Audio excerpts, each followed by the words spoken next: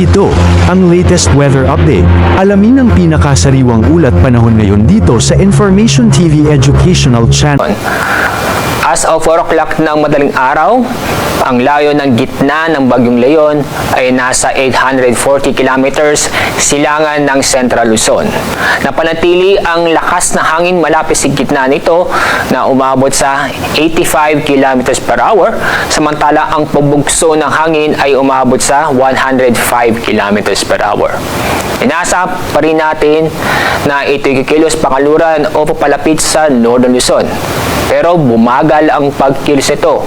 Ngayon, inaasahan natin na ito'y ang kanyang pagtagpo ay nasa 10 kilometers per hour. Nanatili pa rin nasa ilalim ng tropical cyclone wind signal number 1 sa eastern portion ng Cagayan, eastern portion ng Isabela at northeastern portion ng Catanduanes. Base sa ating forecast track, posibleng lalapit sa Batanes area pagdating ng Miyerkules at sa Huwebes. Sa araw ng Biyernes, maaaring mag-landfall ang gitna o sentro ng Bagyong Leon sa Taiwan.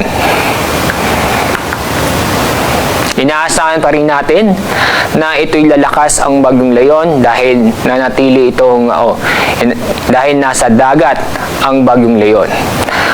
Maaaring ngayong hapon ay lalakas ito at magiging severe tropical storm category.